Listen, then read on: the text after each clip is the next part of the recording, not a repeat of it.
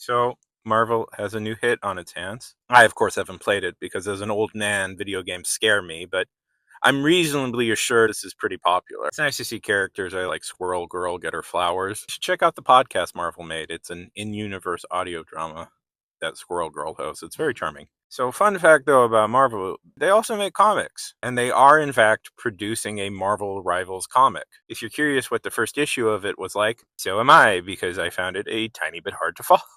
We open up with Galacta, who is Galactus' daughter, but I'm not sure of the current canonity of that, but she is in this universe. She's serving as our narrator for the following proceedings. And so Master Weaver, Spider Zero, time stream is disrepaired.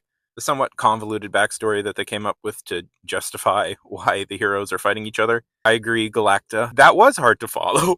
I'm aware that these are the canon characters in the game. I did look it up.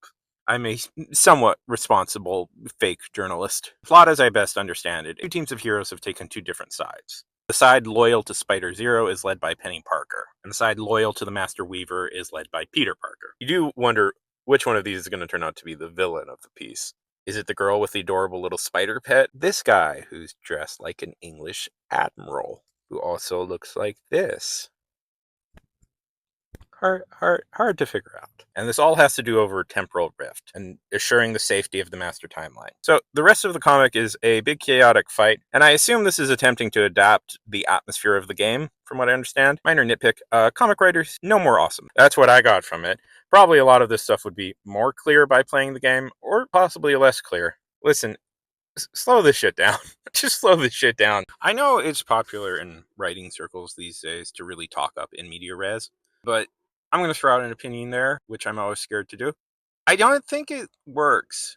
I know in media res is supposed to cut down on a lot of needless exposition, but it doesn't work. And often I find what writers have to do is fill in that exposition that would have gone in the opening act later, anyways. And it creates a very lopsided story.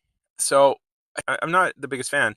And I know when I say this, there'll be a million examples people will bring up and says, well, this works. And it's like, yeah, it really does.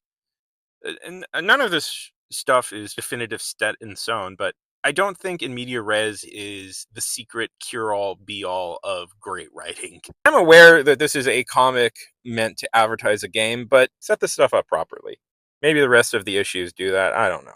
I'm aware that these types of comics are maybe the hardest to write because you have so many hands dictating what you can and can't do. Although, controversially, I like the art. I think it looks really nice. It's energetic, it's appealing. I think this is the right way to go with the type of fans that this game is attracting. I never know how to end these. My third acts are always super weak, like a lot of Marvel movies.